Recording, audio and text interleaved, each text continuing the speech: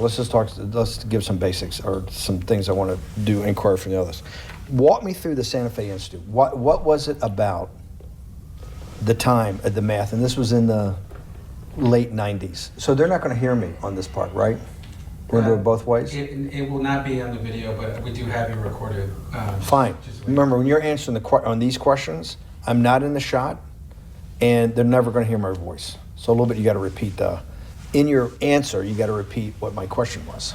Oh, a little bit. Okay. Santa Fe Institute.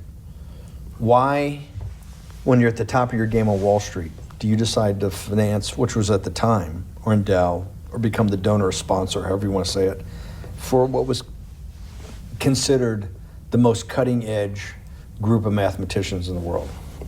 Action. So Santa Fe Institute in the late 80s, early 90s, I was interested, I was on the board of Rockefeller. So that starts, Rockefeller, it's university formed by John D. Rockefeller to sort of give back to the community. It's east side of Manhattan, except it was old. It was sort of old-fashioned. They were talking about medicine, and medicine by itself was, again, subject to the ideas of science. They were trying to use science to find cures for disease. And I said, no, we need to do something different. We need to start interdisciplinary work. How did a schmuck like you get on the board of Rockefeller? What year was that? I don't remember. I think 89 and 91. So that's one of the most prestigious research places in the world, correct? Yes. Okay, how did a guy like you get on the board of a blue blood, internationally known, hard research, Nobel Prize winners all over the place? How do they pick a guy like you, a trader from, or basically some guy from Bear Stearns? Good question. So I was asked to be on the board of Rockefeller, and I think I was on the board of Rockefeller. There was a money manager who said, Rockefeller needs someone with financial expertise because the university is growing and there's lots of new things. You have to, again, we go back to the original discussion the last time. Up until the mid-'80s or sort of early mid-'70s, the most important thing was your name. If you were Rockefeller, you already were considered to be brilliant. If you were head of General Motors, it was your reputation. It was who you knew, who your family was, what was your character. And then in the mid-'70s, basically, if you remember, you probably had a calculator. It was very advanced in those days to have a Texas Instrument calculator, where it could, by putting in the numbers, it would multiply for you to do square roots. And that was the first, and everyone who had a calculator was already advanced on Wall Street. A simple almost like your accountant. The most important parts of business were really now going to calculations. So it's not only mathematics, but it's things that could be calculated. Reputation couldn't be calculated. I could give you, are you a 10 on a reputation scale, an 8? What does it mean to have a measurement of your reputation? We'll get to that later. But places like Rockefeller needed someone to say, look, we're entering a different world where numbers and the numbers of companies, portfolio management was going to be balanced, it was going to be statistical. Jeffrey, could you come on the board? Potentially sit on the finance committee, Nancy Kissinger and a bunch of other people. And David Rockefeller and I got along very well. He was this unbelievable human being. Respectful to everyone. He introduced his driver as his colleague, not his driver. He would never say, this is my driver. He said, it's my colleague. And David started to explain to me world politics. So David would say, Jeffrey, money is going to be sort of the most important things. People don't understand money. You seem to have this knack for money. I said to David, tell me about your life. What was the worst and the best part of your life? So David said, when I grew up, everyone knew I was a Rockefeller. They didn't know that my father told me he would not leave me a dime. No money. But every time we went out to eat, me and my 5 friends at school, they would leave me the bill. They would expect me to pick up the check because I was a Rockefeller. And he said, I was chairman of Chase Bank. And he said, I remember like it was yesterday, one of the headlines in Time magazine said, David please fire yourself. So he thought that there was a world that existed that would be a combination of both politics and business and leadership. What do I mean? He formed something called the Trilateral Commission. The Trilateral Commission is some spooky stuff. People said it was something, the Illuminati, there's some mystery about it, people that ran the world. It was politicians, but David said most countries, the politicians get elected for 4 years or 8 years, separate from the royal families in England or in the Middle East. Someone's there for 4 years and then they're not there anymore. The most important people to have stability and consistency would be businessmen. So he formed this Trilateral Commission of businessmen and politicians from 3 major continents. So it was the North Americans, the Europeans, and the Asians. So he said to me, would you like to be on the Trilateral Commission? Now, I was 30 years old, 32 years old. I said, great. And he said, well, you have to fill out this application so they have your bio. And I looked at the list of people, and it was Bill Clinton, former president of the United States, Paul Volcker, every great leader in America, the Asians, the Japanese, and with a very long description of their history. And they asked me to fill in what I would like to have written. And I wrote Jeffrey Epstein, comma, just a good kid, which I thought was funny, nobody else did. So to answer your question, at that time I recognized around the world that monies and currencies were not really well understood. But again, it was only numbers. So numbers, and I'll get to the fact that it was bad thinking. Numbers are very good. Are most people that you meet, even on the Trilateral Commission, when you meet most people, do you find most leaders financially illiterate, economically illiterate? Most political leaders don't come out of a background of finance. Most political leaders come out of a background of being popular. So in some of the countries, in some of the African countries, for example, they might have been a military person. They were a general. Or in our country, they would have been an actor. The knowledge of money they don't have an expertise, they have no degrees in finance. They really, and this is one of the major problems, their expertise, if they have any financial knowledge, is of their own checking account or bank account and filling in their own taxes. So many world leaders who don't really have a financial underpinning make fundamental errors when it comes to money on a country or institutional level. Let me give you an example. If you, Mr. Bannon, if I said your assets increased last year, you'd say, that sounds pretty good. And I'd say, what does that mean to you? You'd say, well, I have more money. I guess I'm wealthier. I'd say yes. And if your debt increased, would you feel wealthier or poorer? You'd say, well, I don't want to have increased debt. I don't like the idea of that sound, increased debt. Now, that and world leaders understand when their assets go up, they feel better.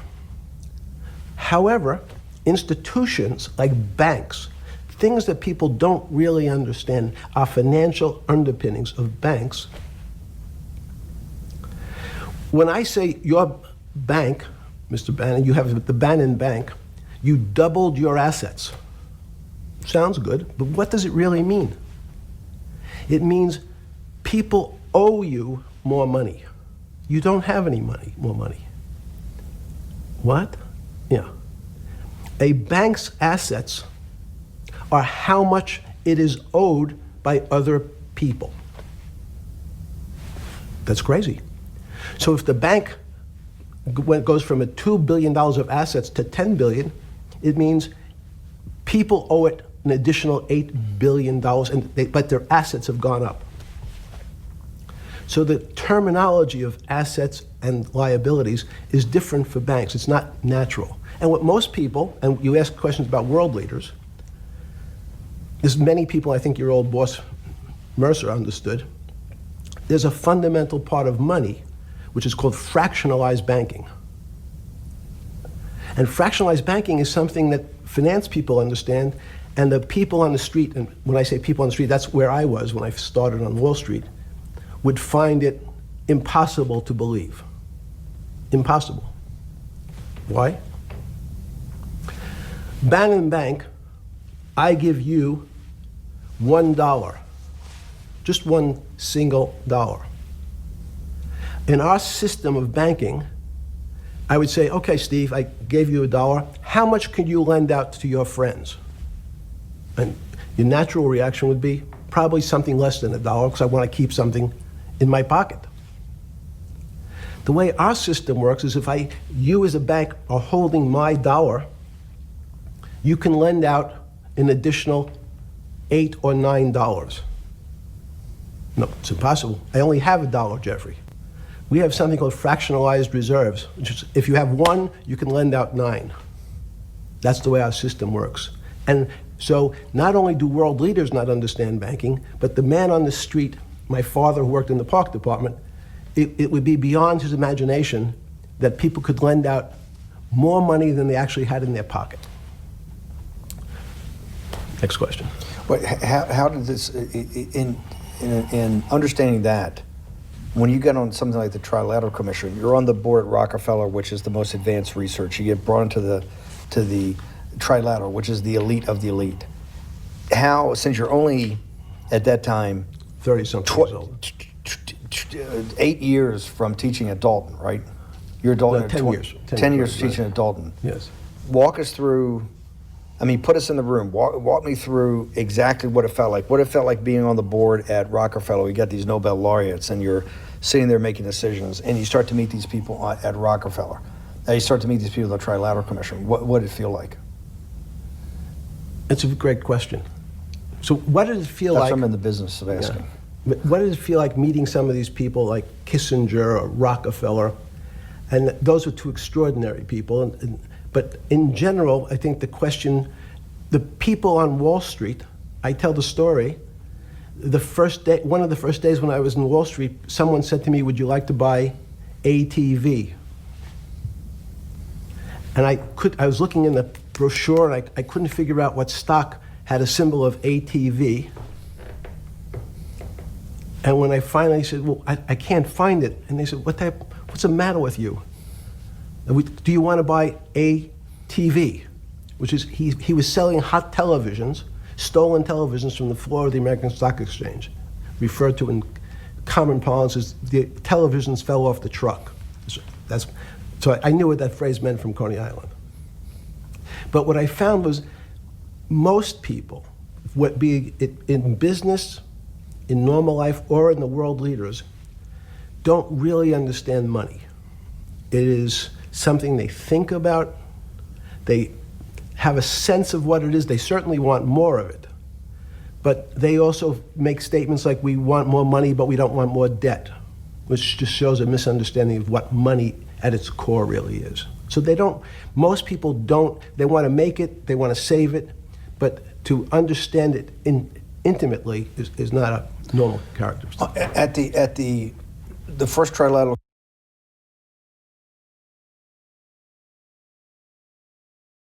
or something? Yeah, you're good. Just give me approximate. You joined the Trilateral I Commission. think it might be And we'll be able to show we'll pull down the chart of where your name was, but just give me roughly when it was.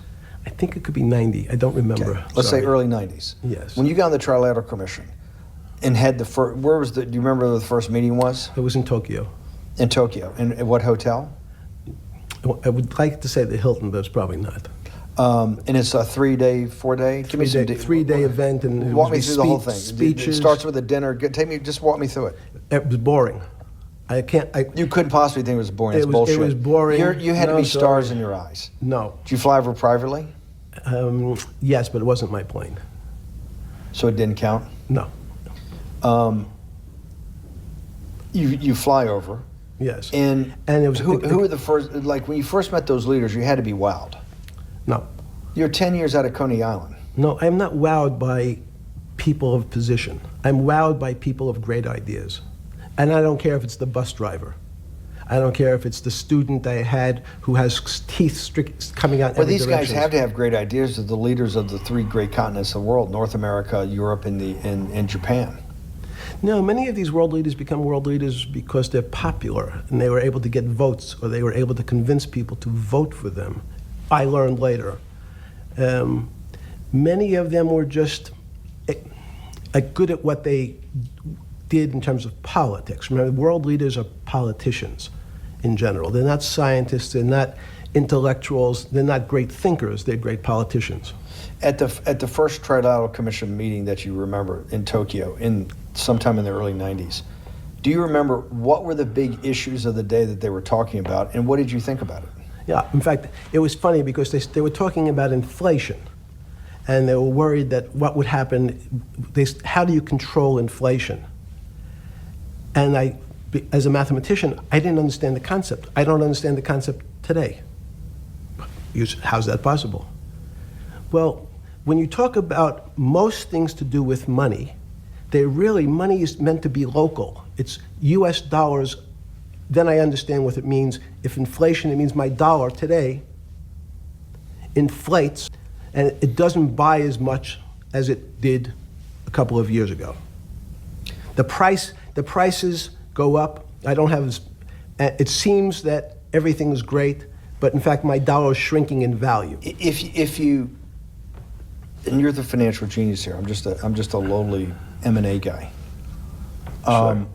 If you let me finish the thought. Go ahead. So if you're in America, you can feel inflation. Your salary's gone up, but you can't buy the same car. In fact, it starts to feel weird because the value. That's why I wanted to answer the question then. This is my point. Sure. The people who live and breathe this, the central banks, have been haunted by the specter of inflation since the late 70s. Yes. First off, tell our audience, how did that happen? The two great financial events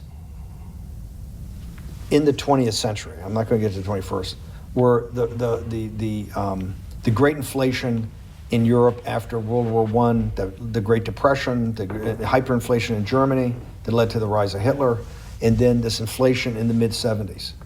Before you go to explain inflation, why is this specter of inflation always the central thing in central bankers' minds? Because it goes back to the first concept I said, the weird concept of fractionalized reserves. The system is not well understood. And most systems, in fact, are not well understood. We don't know how our digestive system. Stop. This is impossible. This is impossible.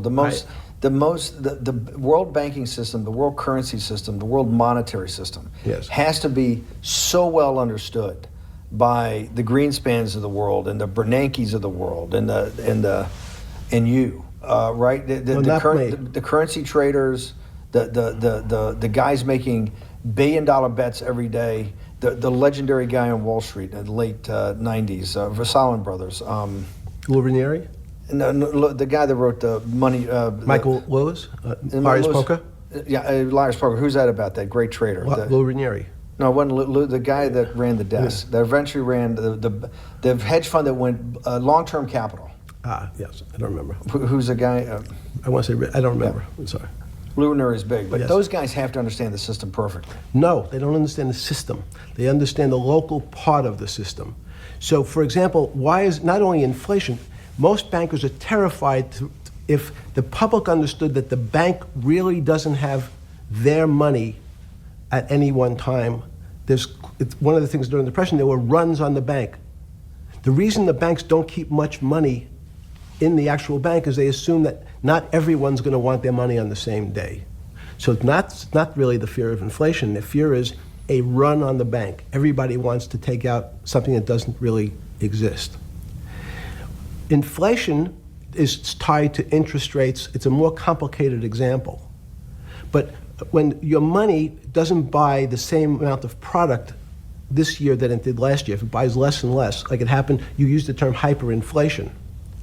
There's certain countries that are not managed well, like in Africa at the current, a $100 billion bill, $100 billion bill in Zimbabwe is worth 1 American cent.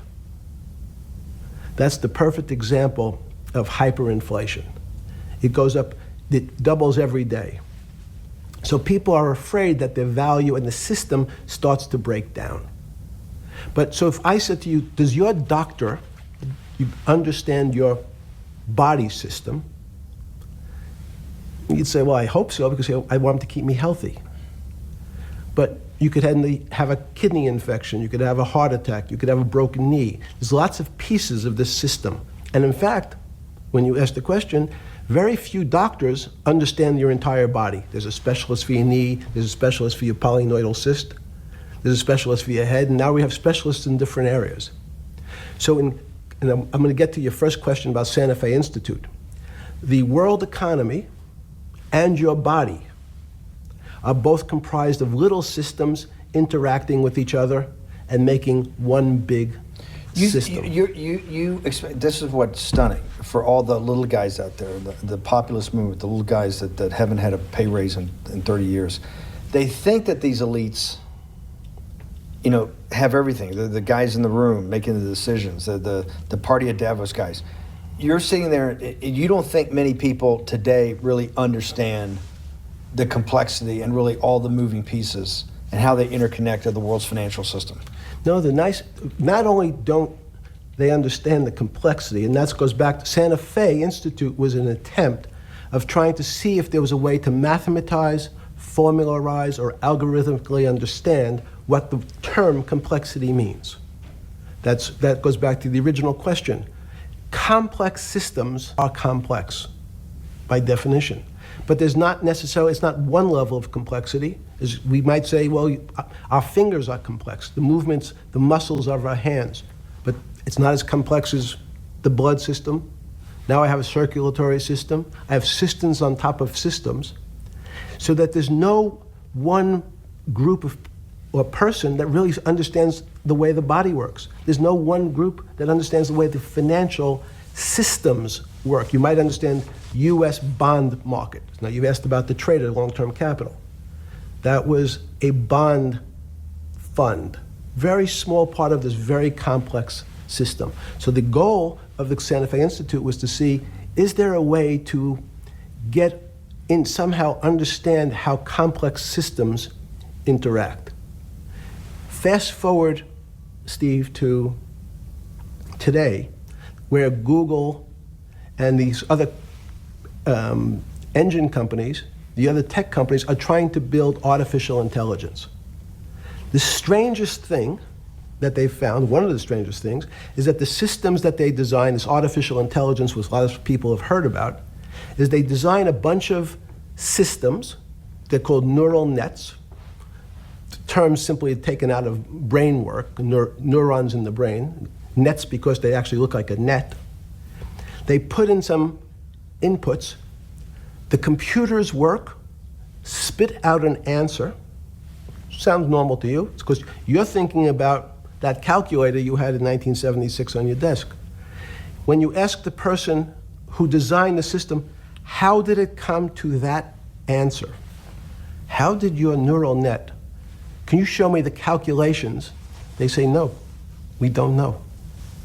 We don't know how the thing we designed actually came up with that answer. That's pretty strange. They take the same neural net now and they put it in front of a video game. No learning, nothing. They said to the computer, they say, sit in front of your video game and learn how to play. It seems the computer learns better than any human in history, faster than any human in history, beats any human in history, but when you ask the designer how did it do it, no one knows. It just did it. So that's the first little touch of things that we already have gotten to a place where we don't understand it and we built it. On Sunday afternoon, September 14th, 2008, where were you? Sorry? It was the night they put Lehman Brothers in bankruptcy in London. I was in jail. Seriously?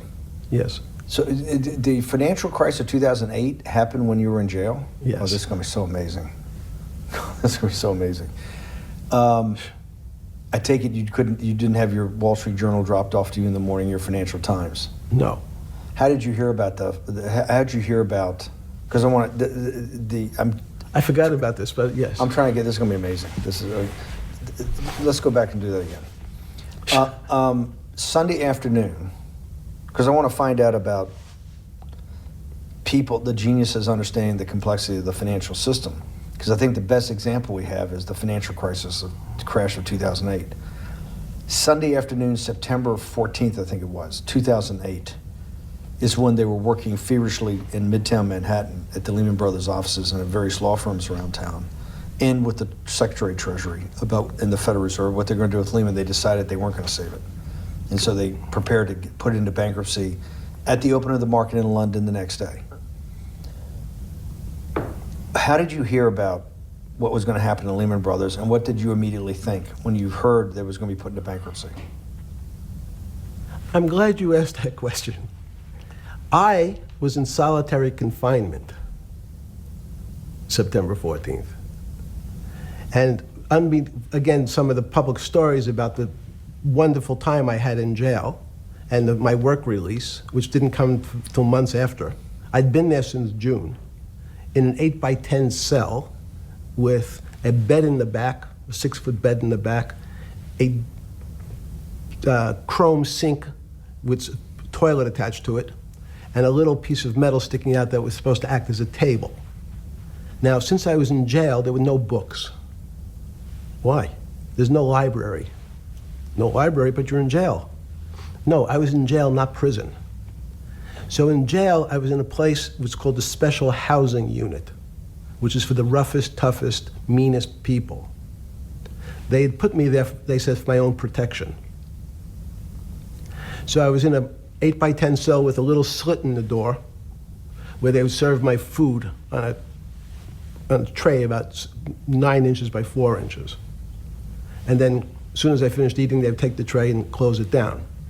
And one of the guards said, do you understand there's Wall Street's crashing. I'm worried about my pension fund. What should I do? And I said, sorry, Wall Street's crashing? What's happened? And he said, there's some crisis and some companies are going bankrupt. I said, are you sure? And he said, yeah, it's all over the papers. We're all terrified we're going to lose our life savings because we have either a 401k or our pension funds. We don't know anything about money. Mr. Epstein, can you tell us, like, what's going on? Am I going to be able to afford my children's education? Am I going to be bankrupt like this company called Lehman Brothers? And there's another company in the front page today called Bear Stearns. Oh, no, I said. Why? Because that's the company I was a partner in. And in fact, that was a company I had a very large investment in. So, as a great story, I didn't have my Wall Street Journal, but in the early mornings, you're allowed to make 2 phone calls, collect. And when you pick up the phone, you can dial a number, and when the person picks up, they say, you're getting a call from the Palm Beach County Jail. Will you accept reverse charges? And the person either says yes, and the call goes through, or the person says no. The person I had called was Jimmy Kane, the president of Bear Stearns. And I said, tell me what's going on. And so that my knowledge of the financial crisis happened with Jimmy, who was at the center of the storm, telling me about what Lehman had gone under, and they were trying to figure out a way, should they bail out Bear Stearns? Did it strike you at the time of the mess you had made of your life to be in a situation that you're one of the greatest financial minds in the world, looked at by world leaders and asked your thinking by the most prominent and important people in the world, and here you are in solitary confinement. You got to make a collect call to somebody. Did it strike you at the time how how all the threads of your life had come together and put you in a position, or you had put yourself in that position? No. So it never struck you when you had to make one of your 50% of your collect calls that day, you call the president or the head of the CEO of Bear Stearns. The biggest financial event in your life is taking place, of which one, every important person in the world would be seeking your opinion. Number two would be a once-in-a-lifetime opportunity to apply your craft. Number three, it would be a once-in-a-lifetime opportunity to make money if you were smart, and obviously you're smart.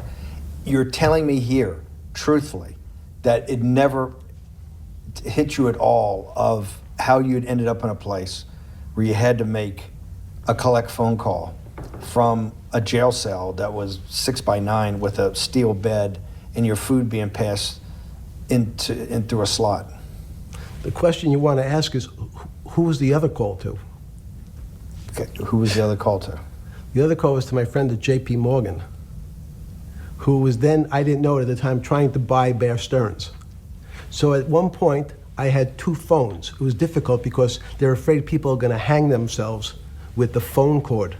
So they don't actually come together and they're pretty short. So I was actually going between two phones talking to Bear Stearns and J.P. Morgan at the same time. So I found it amusing.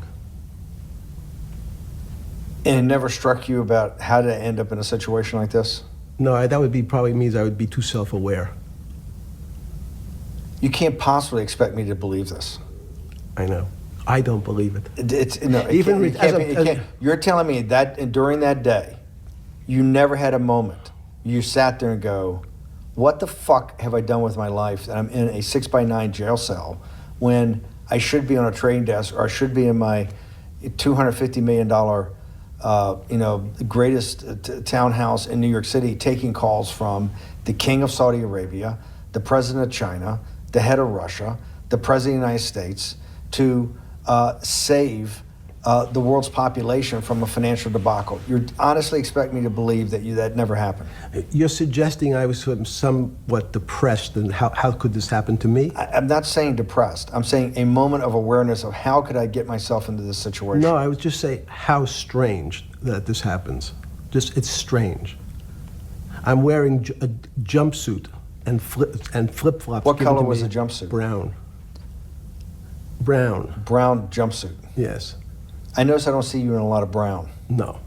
Brown jumpsuit and flip-flops. Flip-flops, yes. With no access to books, no access to newspapers, no access to anything. You had lived on information. Except my Almond Joy bars. I had extra Almond Joy bars.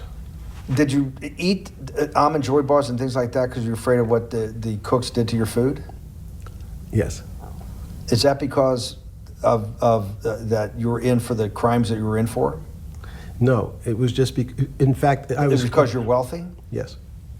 How did you know that?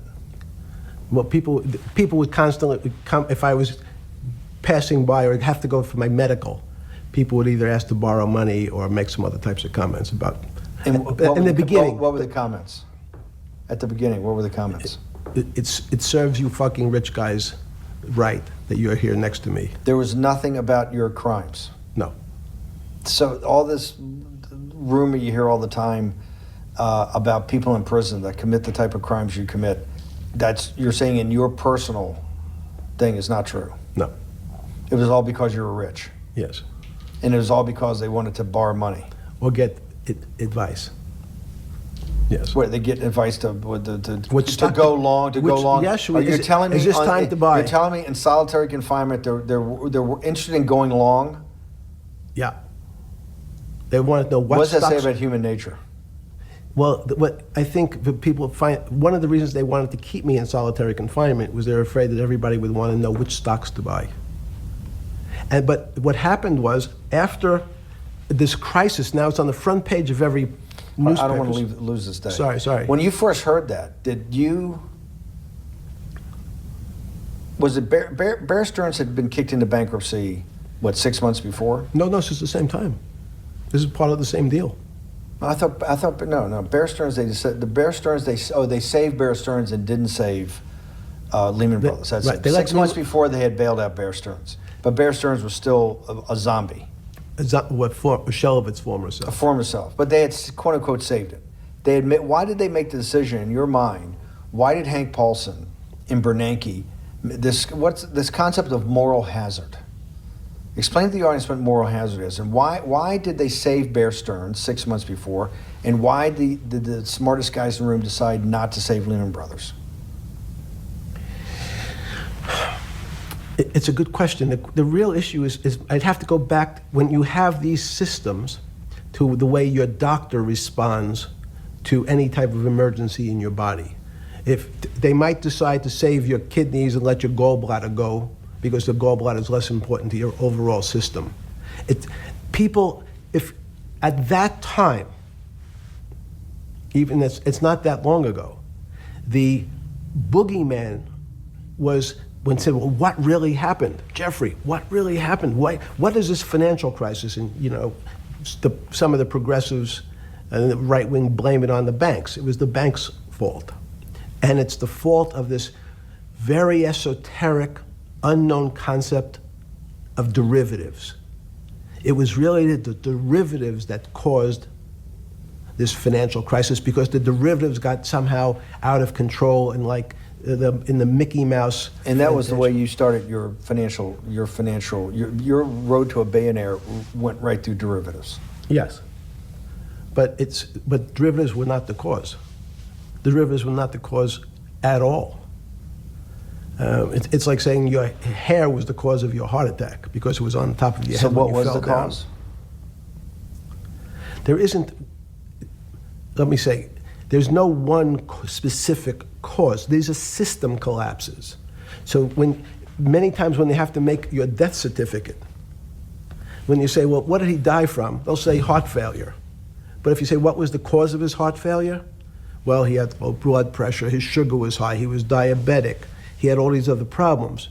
But they say, no, we need a word on your death certificate. Did he die from brain damage? Did he die from heart failure?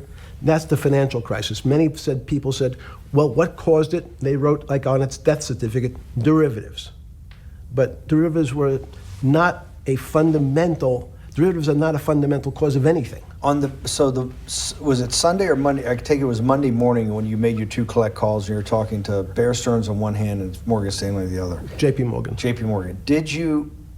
That was Monday morning. Did you, Jeffrey, being one of the financial geniuses in the world, did you understand what Lehman Brothers going into bankruptcy, the domino effect, that by Thursday the financial system would be under such extremis that if it didn't have $1 trillion cash infusion in the United States, it might collapse? Did you know that at the time? Did you view that at the time? Yes. You did? Yeah.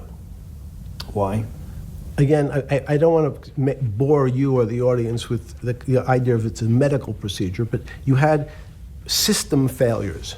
So you'd recognize that if I said to you, did you realize when your father was on the ground and he was clutching his chest and he couldn't breathe, it was a bad situation, he could die. That's how I saw it. Did you immediately think about the commercial paper market? I mean, the mechanical triggers that actually you had to blow through these circuit boards. Did you know the circuits? Did you understand the circuits? Or did you have a concept of the circuits that were going to get blown through? Yes, but only because of an analogy to a body. And in fact, from my telephones against the wall with my little metal wires, because the next day I talked to another person in Washington about the issues of what I thought was happening, and I made the same discussion about the... They were at the Treasury Department? Yes. So in a 6x9 cell in... The phones were outside the cell. In Palm Beach County, California? West Palm Beach, Florida. West Palm Beach, Florida. This was your juice diet. West Palm Beach, Florida. West Palm Beach, Florida. West Palm Beach, Florida. You're making a call to Washington, D.C. to talk to some deputy secretary of Treasury. Someone in Treasury. Right. Someone in Treasury. Right. And that does not, the night before you go to bed, it doesn't dawn on you at all. You never have a moment of self-reflection that, how did I end up on this metal cot when I should be at the center of things? No, I had a telephone. So I said, I can talk to, it makes no difference where I am. In fact, I'm still talking to the same person if I was at my home in Palm Beach. But I'm the here in difference your jail. home in Palm Beach. I can dial my That's a own phone. That's bullshit. No, but you can also make 1,000 phone calls. Here you got to make one, and he's got to take. Think the how much charges. better that was. I had to decide who was the right person to call. That was unusual for me, because I would have called 20 people And before. what was the advice you gave you? I said, you have a sick patient, and it's very much like a sick patient in the emergency room. You can't think about it like your car. People in normal walks of life think about money and things as a machine. And unfortunately, so if your car breaks, cars are always easy to fix. My jets, my cars, if it breaks, I know it can be fixed because it simply follows the same pattern. If this part breaks, you replace the part and the thing works again.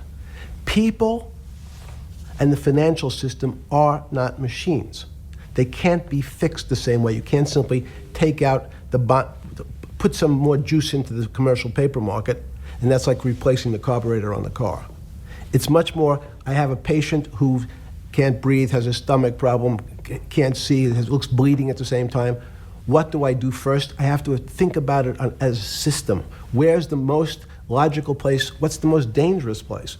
If your heart stopped, we have to start your heart again. In the equivalent to the money market, why do I have to start your heart again? I need to get your blood flowing. If your blood stops, you're dead. If liquidity, which is the equivalent of blood in the financial system, dries up. Once liquidity is basically cash, putting cash into the Forget system. about what it is. Okay. Liquidity is liquidity. It allows the system, it's the blood of the system. You need to pump blood hard into the body of the economy to keep it flowing. And if you're, especially when you're worried about someone dying, you're not going to be worried about the niceties of, well, you got the shirt dirty and there was some damage. Pumping that blood, keep that heart When you pumping talked to the person in Treasury on Tuesday, the 16th, did you get a feeling as you were sitting in your 6x9 jail cell in West Palm Beach, Florida, that they were on top of things? No, you can't. It's impossible to be on top of things. There's no such thing. It's, again, the doctor watching the patient die. You hopefully have some confidence that he's seen it before. He recognizes that there are some steps he has to take first before he bandages the guy's finger or worries about what shoes he has on. So you hope that the people in charge, your doctors who are working on the emergency patient, have enough experience and, frankly, judgment to try to keep the patient alive. Did you think that they had those things, patience and judgment? They had pretty good judgment, and you needed a lot of luck, just like in the dead patient. You need to, hopefully you put that blood in and it's not too late. And you make some mistakes, but you have to know you're going to have to give it a shock. In the run-up to the September crash of 2008, Yeah. I guess you weren't occupied with finance. That whole summer, how long had you been in jail? Went to jail June 30th. So the entire summer. Yes. Before you went into jail, you were still very active in the financial markets. Yes. When I say active, you trade currencies every day, you trade stocks every day. When people, I don't do any. someone like you, or you give advice to people to trade stocks or trade currencies. I don't trade every day. I think that's, like Woody Allen said, you can't beat the bank. So I try to pick my spots. George Soros picked his spot when the pound collapsed. This would have been a great money-making opportunity that passed me by when I was in jail, but that's not how I think. In the run-up to that, in the spring of 2008, that's when Bear Stearns got in problems, I think, in the spring of 2008, and they decided to bail it out. Did the Bear Stearns guys talk to you for advice at that time, in the big crisis in Bear Stearns? No, but see, again, unbeknownst to most people, and it's easy to blame people for the financial crisis, like you'd blame someone for giving your father the drink before he had his heart attack.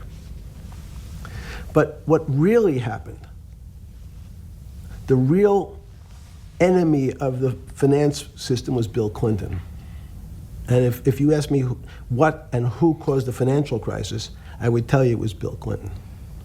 Because of what Bob Rubin and he did to deregulate the financial system? No. Because as of the last time we had our 60-minute interview, you talked to me about home ownership. And you asked me whether everyone should own a home. And I told you, no, it's too risky. So the financial collapse of 2008 is because of hardworking African Americans, Hispanics, and whites who wanted to have a ownership stake in the society that all rests on their shoulders. They're the culprits. No, not at all. Okay, then I didn't say they were the culprits. I was pretty clear it was Bill Clinton. Okay. And why was it Bill Clinton? Because Bill Clinton wanted to get votes from those people. And he sold them the idea that instead of renting in a house, and historically the values of houses have gone up, and he said, you guys in these local communities who haven't been able to afford a house before, I'm going to show you a way. I'm going to give you a way, because I'm sure I'll get your vote, that you can own a house, because I want your vote. So what we're going to do is I'm going to let you buy a house, Mr. Bannon, when you really, you're right on the border, maybe, or not even on the border. Your credit is not good. Okay, let's be honest. And it's not my fault, it's not Bill Clinton's fault, but if whatever happens, at the moment your credit score or whatever it is, your credit's not good. Now, normally, you come to me and want to borrow money, I'm a bank, and I say, I'm sorry, Mr. Bannon, I can't lend you money because your credit score is not up to where it needs to be. Hopefully, if you work harder and clean up some of your problems, it will be. But no, what I say to you is, I'm going to figure out a way to lend you, not give you. I'm going to lend you money anyway, though you don't have a good credit score. And don't worry, I'm going to get rid of the term that you don't have bad credit. Bad credit sounds pejorative. You don't want to be a person. Sounds judgmental. Yes, sounds judgmental. So what we're going to do is we're going to call your credit situation subprime. Oh, nobody knows what that means. Subprime. That means prime is good credit. Subprime is not good credit, less than good credit. So we'll call it something that people really won't follow. And we'll tell you what, we're going to have people lend you money though you are a subprime borrower, and I will figure out some government agencies to guarantee your loan, though I don't think you're a good risk. So the banks say, no, no, no, we don't want, initially, the bank said, sorry, this is too risky, Mr. President, for us. We're in the business of managing risk. It's not our money. It's the hard-working people's money sitting in our bank. We can't lend to people whose credit is not prime. You're asking us to lend to people who are subprime. And he says, here's the key, if you don't, Mr. Bannon, I'm going to make sure the Justice Department charges you with discriminatory lending because you refuse to lend to my subprimers. In business terms, you should never lend to. But what we'll do is I'm going to form an agency called Fannie Mae and Ginnie Mae, just another agency names. They'll guarantee your loan. So don't worry. Don't worry. You don't have to pay it back anymore. Even though and maybe you don't even have to work as hard anymore. That's probably a harsh statement, but these players, these two big firms, Fannie Mae, will guarantee the fact that that bank will receive its money. Now, the bank says, wow, best deal in history. I refused to lend to Mr. Bannon, but now he has the big brother, his Uncle Sam. He went to his Uncle Sam, and Uncle Sam says, I'm guaranteeing it. The bank says, I want everybody. Give me as many people as you can give me, because Uncle Sam is the best credit in the world. Not only it's the United States government. We'll take it all.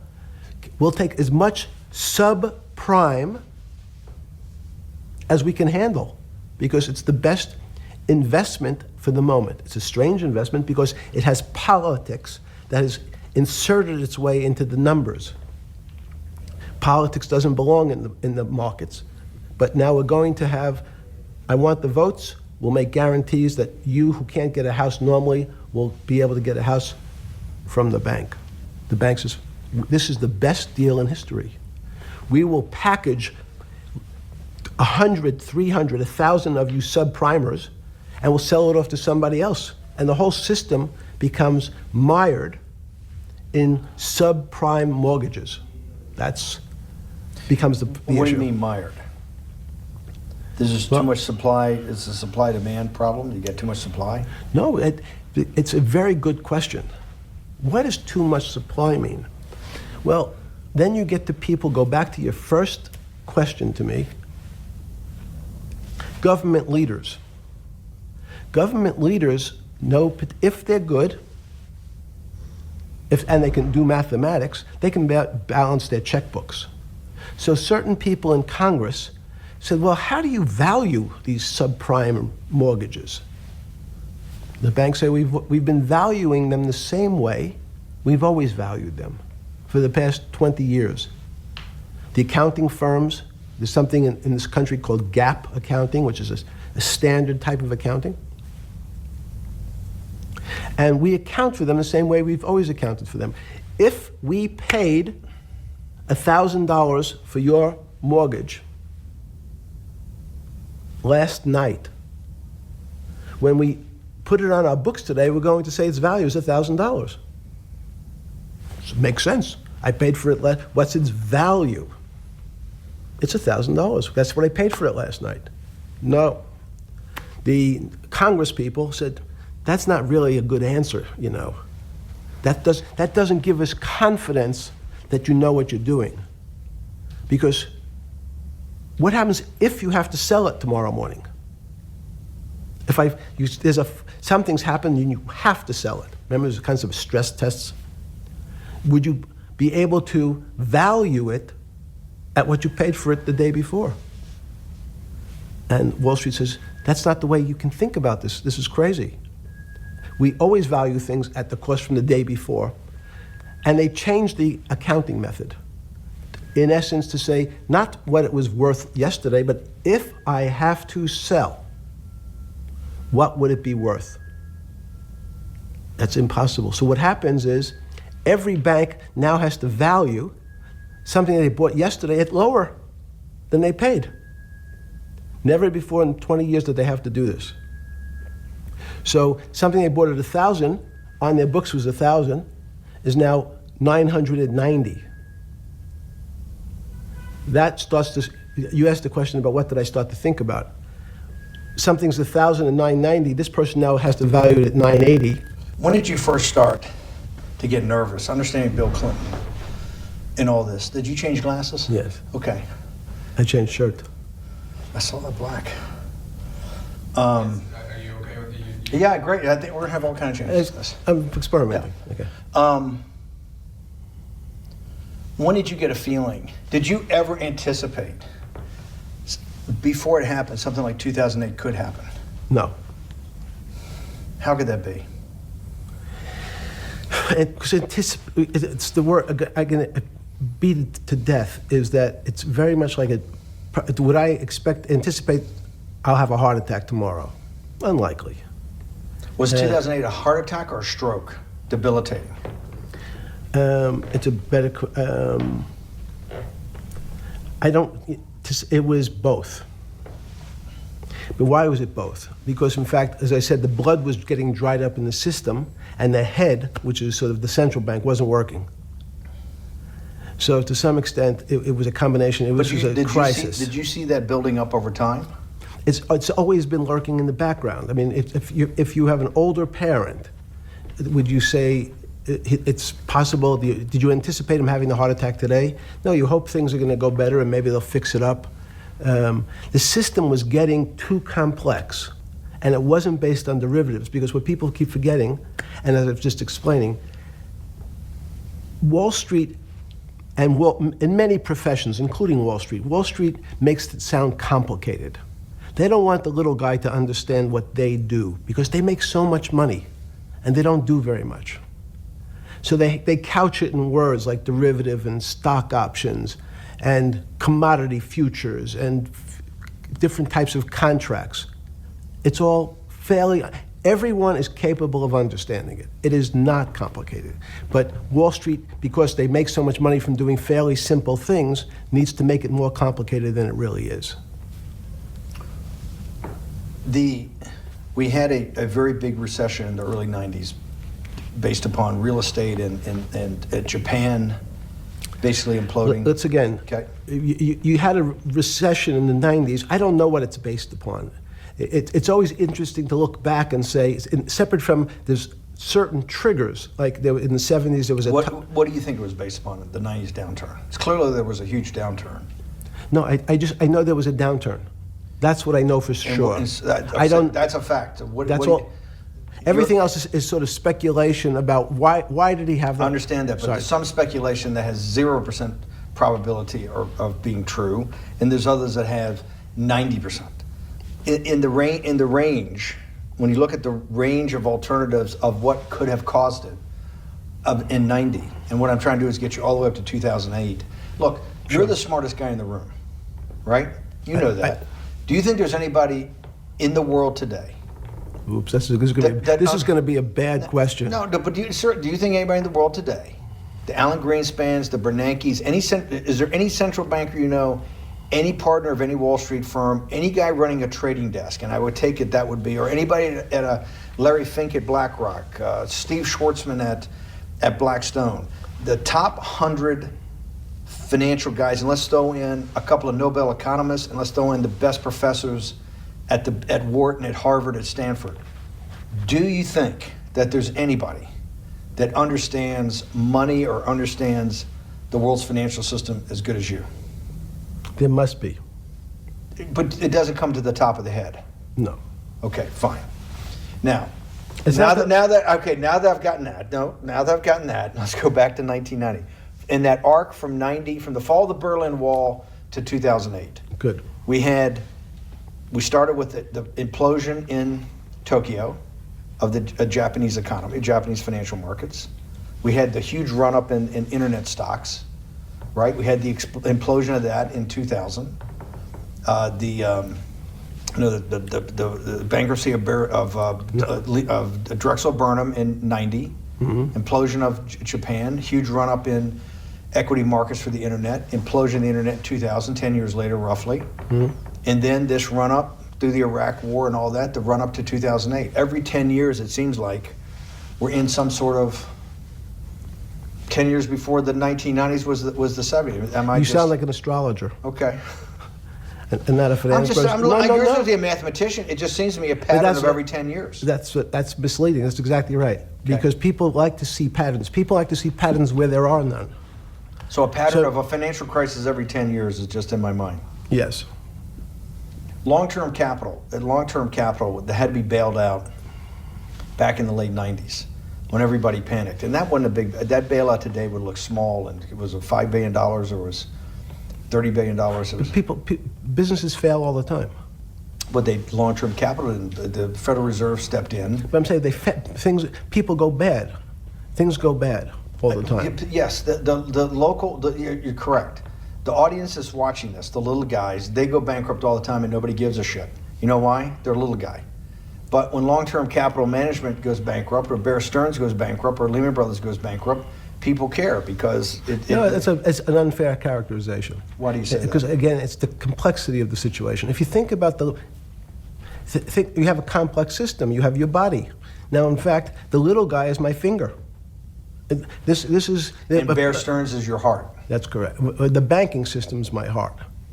The system, I can't risk my because remember, it's not only my. You haven't been able to name. Hang on. You haven't. Hang on. No, hang on. I was trying to hang. I wanted to see if the hang on worked. No. You haven't been able. You're not good enough yet.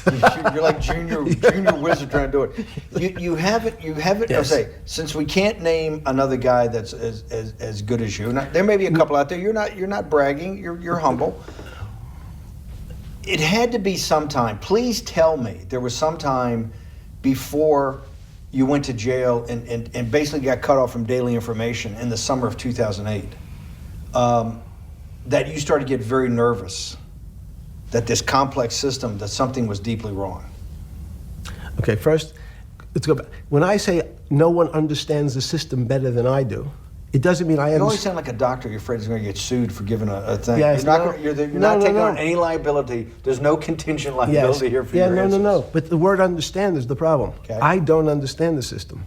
So I don't understand the financial Will you system. please stop? You cannot sit here and Yeah, tell me. no. What we just went through, I'll go through again. The hedge fund managers, the money managers, the central bankers, the commercial bankers, the heads of the investment banks, the heads of all the trading desks, the top economists, and I'll throw in the business school lecturers at Stanford. Of all the top 200, 250, you can't name at the top of your head the guys are at least at your level. You have to understand it somewhat. No. Sorry. We all don't understand it. No one understands it. It's a miracle. It's that's part of the problem.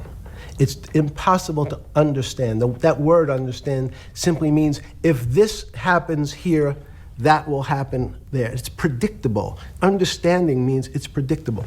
It's not predictable. That's the problem. In complex systems, that was the fascination. Is there a way to tease out some level of predictability? So even No, in the fact, spring- you would ask the question, it's a great question, which was it a stroke or a heart attack? Now, most people don't know that before they were going to have a stroke, they had a stroke. They just have a stroke. Do they understand why?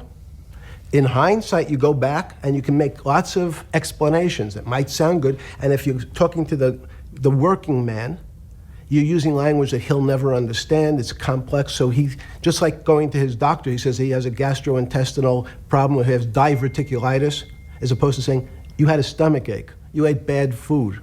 People don't like to say it in normal, everyman terms. The system had a stroke, but we don't know why. But you just, okay. Hardworking people, and there's a great social benefit, would you not agree, with having people having ownership in the system? When you say ownership in the system, it doesn't mean. Let's start over. 'Cause Okay. Yeah. So flip Sorry. over your phone too, because Yes. I don't want anyone to see Yeah. on your phone. So maybe flip it down or something. Yeah. Yeah, who knows what the fuck comes up with that phone? That's correct. We don't want to send you. KSA. I can't not believe I've got the magic moment when you're in fucking prison or jail, wherever the fuck it is, It's in crazy. solitary. Now, there's a funny part to that we missed, which is Oh, said. go ahead, tell it. The funny part is what you asked me. Is there anything funnier than that? No, no. For black humor, I don't make any black comments. Sorry. You asked me what I was wearing. That's right. You're too wrapped up in the Me Too movement. Yes. So I was wearing a brown jumper and a brown pair of pants given to me by the jail with the word trustee on the back. Because you had qualified to be a trustee? Well, the funny part was it was spelled Trusty. So I wasn't really sure. I'd been a trustee in many different operations, but it was the first time it was actually printed on my back and spelled incorrectly. Probably had a higher level of being a trustee at that than you had at all the boards that you were trustees, right? Yes, because as the trustee meant you get two devices to clean your toilet as opposed to one. Yeah, but it also meant that you had some sort of personal fiduciary own responsibility for oneself, right? In the jail? You mean? Well, that's what being a trustee is. That's why they give you two. Yes, you get two cleaners. No. I was a trustee in the jail because I was able to teach some of the kids to help them get their GED. So that's how they gave me a trustee job. There's no time. I got to go back to this because I'm like a dog with a bone in this thing. Yes. You can't. There's something deeply fucked up with you.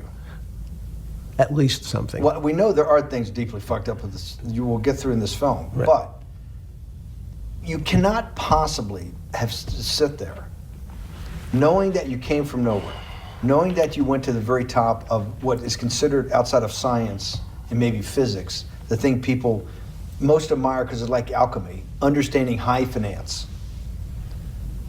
To sit there in what will be the defining financial crisis of our time, like Black Friday and or Black Yes. Monday, whatever it was, in the Great Depression, and be there at that exact moment, triggered in part by a firm that you used to be a partner in and knew intimately well, and it created much of your initial net worth because of, and know that you couldn't, someone who lives on a phone, right? Yes. Because you do live on a phone, right? Correct.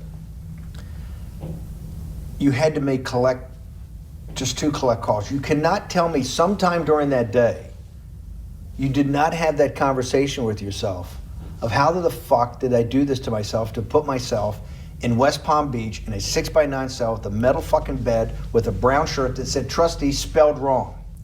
So did I find it amazing that I was there? That's a Not better- amazing, and I don't want to say it was not funny. Oh, I thought it was. I wasn't funny. Right. But Not I- amazing. no, it was incredible. Incredible in what way? This- Incredible, like how do I do this to myself? No. It's as incredible as me sitting here in this house. They're both just 2 sides of the coin. That's how I think about it. That my life today is incredible. Do you consider yourself a stoic? No.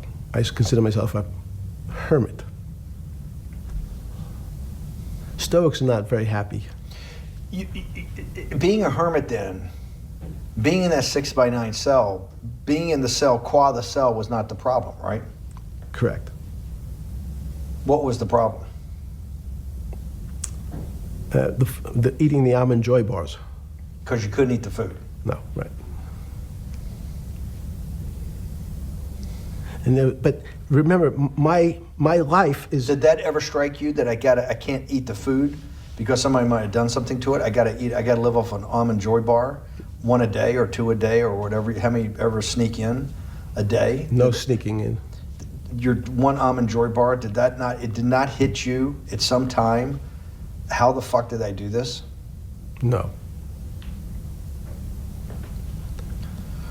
Let's go back to the spring of 2008. Were you so wrapped up in your personal issues at the time you were not spending enough time on the financial markets, or were you deeply involved in the financial markets like you normally were? No, I was involved. So we're saying that the smartest guy in the room didn't see it coming. No, of course The not. bankruptcy of Bear Stearns, you just thought was a Bear Stearns problem. You didn't see it as systemic. I know you keep harping on it, but it's not. Because you're a mathematician and understands systems. I- It seems that anybody that understands that they had a systemic problem, you at least be the first on the early search radar. If you're not going to see it, then I'm really afraid, because that means that I always assume there's at least a set of guys out there that have some sort of sense that something's not right. Imagine the guy who has a stroke or had the heart attack. When you ask him, did you feel funny the day before? He's going to tell you, yeah, I didn't feel right. Something was off. I didn't feel right. I had my stomach was right. I felt a little dizzy. I felt a little weak. But if you asked him that day before, do you think you're going to have a heart attack tomorrow? He'd say, no, I just feel a little weak. I'm a little dizzy. My stomach hurts. So these systems, and that's the issue of complexity. What complexity says is that, in fact, everything seems to go along, and people have seen it. One of the great examples of complex systems is sand dunes. In fact, the sand keeps building up. People have seen some, and all of a sudden, one more sand drop, and all the sand starts running down the hills. That's the way I see the financial markets. But you funded Santa Fe in the early 90s or late 80s? I believe it was early 90s. I can get back to you. But early 90s, Santa Fe was funded for the study of complexity theory. It was math. So let's back up. So why did I buy a ranch in New Mexico in 1993? So that gives you some sense. So I would have funded it in 1990. Los Alamos, which was the high energy lab up in New Mexico, was losing all its scientists. And Los Alamos, it was where Oppenheimer and where a lot of the nuclear weapons program, the bomb. That's where the original Manhattan Project. Manhattan Project was Yes, sir. as Los Alamos, and you bought your property out in New Mexico to be near that? Yes, because the scientists were they cut the funding for high energy physics. But the people who worked in Los Alamos would still be in the Santa Fe area. They cut that because this was the Cold War dividend, right? I don't remember exactly why. It was because, again, people thought that physics and high-energy physics really wasn't that important. Because that was about nuclear weapons.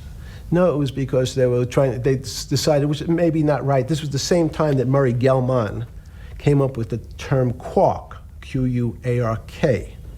He picked it out of an old poem, the word quark. But it was mysterious. So they were starting to understand in the 90s that our world of the physics world, there was things that were just unexplainable. They called it strange things. You gave it a name. You gave it some characteristics. You called it had charm. It was one of the terms. It had a charm. It had a flavor. It had a color. But no one, Mr. Bannon, understood what it was. Just like the financial system. And you wanted to investigate that.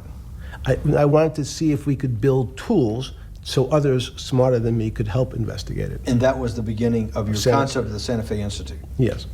And Santa Fe Institute was founded to do study in this type of... Can these areas of strange things be described by some form of mathematics? So that's what I'm trying to get at. The foundational thought, the organizing principle of Santa Fe, yes, in the high physics lab at Los Alamos, right, which had been the headquarters of Manhattan and the Trinity Project, right, the bomb. Yes. So you're talking about the elite, the high priest of physics. Of physics. Yes, sir. Which high priest of physics, some subset of that is also mathematics. Yes, they're both similar. Project out. One of the tools you want to do is to make sure that in this complex system, the finance system, I'm doing a lot of this for philanthropy and a lot for the good of mankind, but also to be able to understand this complex system, the most complex outside of maybe our body, of the financial world. Yes. Did they create tools, or were you smarter in then the mid-aughts, 15 years later, than you had been then because of work that was done at Santa Fe? No, it was great. But in fact, most of my philanthropy in the area of can you describe things that appear to be unexplainable by mathematics, and can you fund people who have new ideas? And unfortunately, when someone thinks they've been able to, there was a man, Stuart Kaufman, when they think I figured out how to be able to predict the unpredictable, what appears to other people to be unpredictable. But my system, in those days it was called genetic algorithms, can predict what things will happen, then they all want to make money. So they use their systems to try to figure out, they know they have figured out the way to make money because they figured out the unexplainable. They try, they go bankrupt, and we start again. So with a cold view, what I've come to realize is that the attempt to mathematize, formularize, or what in your prior world, to understand what really is, in today's world, still unexplainable, is impossible. They're miracles. Your first head of Santa Fe was Christopher Langdon, I think. Langdon from Australia. But Murray Gell-Mann was the funder. He was the rock. Yes, he was the rock. He was a Nobel Prize winner? Yes. Yes, and a wonderful guy. He came out and helped us with the Biosphere 2 project. He came with Chris Langdon. Yeah. Chris Langdon was the operator, the day-to-day guy. Chris was doing artificial life. Right. Murray tried to lead his own artificial life. Yes. When Chris came to Biosphere 2 for the first big conference we had in 1994, he was one of the most impressive guys there among all the world's elite. Kew Gardens, the Lawrence Livermore lab, the labs at Sandia, all the major universities, Lamont Doherty, all the big Earth observatories, Woods Hole. What set Langdon apart, I thought, and the reason I invited Santa Fe to be part of it, was Langdon actually made a presentation that everything, and he was making this to scientists, a lot of marine biologists, a lot of people that are just beginning, Wally Broker and people who were just beginning the study of climate change, at that time called global warming, that he made this compelling presentation that everything's really mathematics. Yes. It's all just back to math. And you have to, all these experiments you do, one of the reasons they're not considered by the high priest in physics as being real experiments is that they don't have a mathematical basis to it, and everything has a mathematical basis to it. Langdon seemed like a radical visionary. What happened to that concept? You go back 350 years.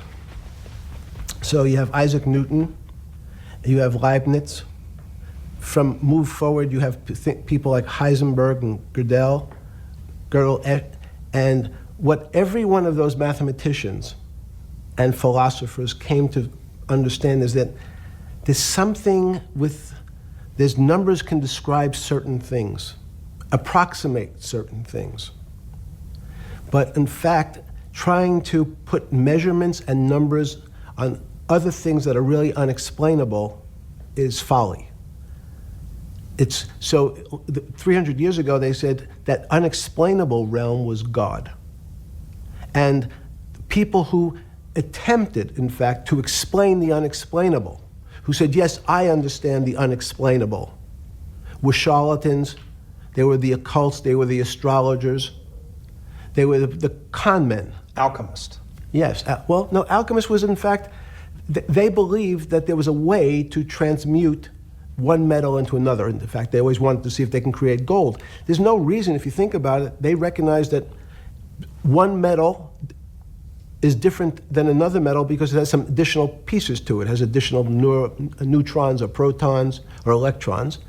So because they thought it was a machine, they believed it was a machine, if I can take 5 protons and add 5, that gives me 10, I should be able to get gold. Move everything around inside these systems, the molecules transmute one molecule into another, and if this molecule I've transmuted it into is gold, I'm a rich man. It's back to money. But there's something strange happens. Isaac Newton says, this is really weird. If I want to push a ball on the table, I have to touch it. Maybe I have to blow on it. But I actually have to push one side of the ball or the book to move that side. I'm pushing here, and obviously this thing is what appears to us humans to be solid, so it moves as one thing. But the only way to get something to move was to touch it or put a force against it. Okay, seems to make sense. Everybody has that experience. I want to lift a glass, I lift it. If I want to push a ball, I push it. If I want to pull a ball, I pull it. But he recognized when the ball fell off the table, it went in a different direction. How's that possible? Nobody pushed the ball down. And he said, this is crazy. Why did the ball go down? I didn't push it. I just let it go. So someone's pushing the ball. Because I know that I am confident that the only thing that gets something to move is with a force that pushes. So there's a force that's pushing the ball down. In fact, he called it gravity. He measured how fast it was pulled, but never was able to explain why it happened. How is it? What is gravity? It's this. Everybody says, well, why did the ball fall to the ground? Because gravity took it. But what's gravity? That's, as Feynman would say, that's the name of the thing. We have no idea what it is. This goes to Santa Fe. They were trying to explain the unexplainable. Can we measure? Can we figure out a way to predict the stock markets using these types of chaos complexity? Before we get there, let's walk back through it. Let's go back to Newton. Sure. Pre-Newton and then Newton. What did Newton solve that for millennia up to Newton had not been solved? And then I want to go forward all the way to Santa Fe, what they were trying to solve. Let's start with just 2 or 3 of the basic guys, but let's go with Newton. What pre-Newton, it was what? And then why is Newton such a genius? In such a, in the, I think mathematically they told me one time, I've seen there's been 115 billion people roughly that have lived on the earth. And of that 115 billion, Newton. Are you sure that's a number? That sounds a lot very high. We only have 7 now. I think in the history of the earth, I think it's, I'll pull up the stat for you, but I think it's 115 billion people. They figure that probably is inflation. That's why you have lived on Earth. But he's one of the handful of the most important. What did he solve for? Why is he so important for how we live today? And then we want to go through Leibniz and the other, two or three other major ones to get us to Santa Fe? Well, it's a long journey. This is the heart of what we're trying to do. Let me take a bit of a detour Okay. just a second. What if you went to high school and the last year in your high school, you took calculus? So Isaac Newton sort of invents calculus. Well, that sounds invents. You know, mathematicians. To torture seniors in high school before they graduate. Yes, but obviously no. Yes, the answer is yes. Certain people could never do calculus. Why is it? Why is calculus so? Why is that the dividing line between, to me, people who can handle that and can go on to do certain things, and people just hit the wall, even if they know math? It seems to me that there's that calculus is the thing that changes. It bridges. That's because it's about the theory of change and the theory of how things change. It's a great question. But in fact, what calculus does is it's somewhat philosophical. That's why mathematics is Newton wasn't a mathematician, he was called a geometer. That's what they used to call themselves. They understood geometry and numbers. But there's an old conundrum where it says, during Pythagoras' days, Zeno's paradox it's called, where they said, well, if the wall is 2 feet away from me, and I take one step that's halfway to the wall, that'll be 1 foot away. And if I take another step that's half again, that'll be half a foot away, and then a quarter of a foot. I could walk forever but never touch the wall. Doesn't sound realistic, doesn't make any sense in our real lives of the physical. But what Newton understood is many problems were like that. Many things approached the wall, or in calculus, approached the limit, but never really reached it. So he said, it's okay, you don't have to reach it. We can do lots of the mathematics as if it was so close, it was almost there. And we could do lots of mathematics almost being at the limit. And this is really important, Steve, for today. Because most of the science up until today was things that are starting to approach the limit. You were taught in high school that if you had 1 divided by 0, if you remember your high school algebra, you were told, what's the answer to that? Is there an answer to 1 divided by 0? No, if you were in high school, I'd say, stay away from it. It's the boogeyman. You could write it down as it's undefined. It's not able to be determined. There's a bunch of things. But in fact, 1 divided by 0 is a strange things happen. It's a world of the strange. And what I'll explain to you after is that when you get 1 divided by 0, you get into a world we don't know what happens. The answer is it's not explainable. We can call it things like undetermined. We can have a convention to say it's X, Y, or Z. But in real life, we don't know what happens when you are actually at the limit. So Newton thought the same concept is that the limits were God. You got close to God, but you can never be God. He had this sort of religious interpretation.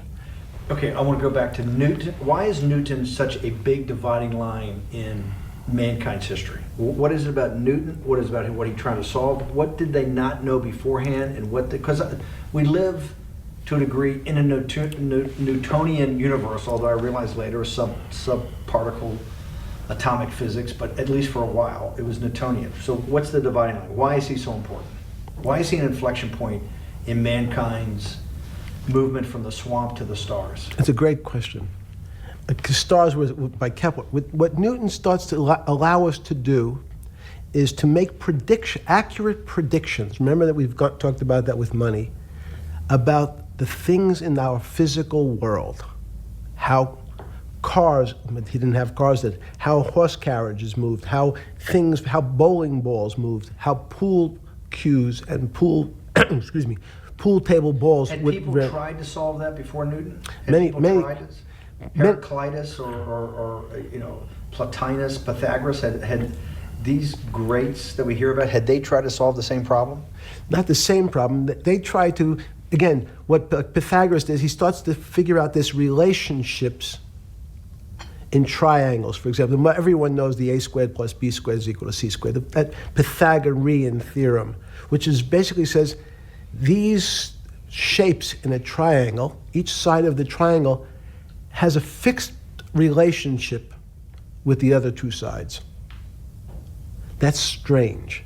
He knew, again, but it was all numbers. This was a system of things in the physical world, and Pythagoras says we can start putting numbers on things that help you predict how they will behave. You can add two triangles and make a square, some different shapes. They were looking at geometric forms. Newton says, well, I want to know how planets move. I want to know how things around me move. Can we find formulas? Can I find formulas that explain what I see in the physical world, how physical things interact and how they describe one another? Again, the fact that two things, two solid masses, for some very strange, unknown reason, unknown today, attract one another, no matter what they are. People have seen the experiment. You hang of something, two little metal balls from a string, and they move towards each other. In fact, they move towards each other was very specific. So when you drop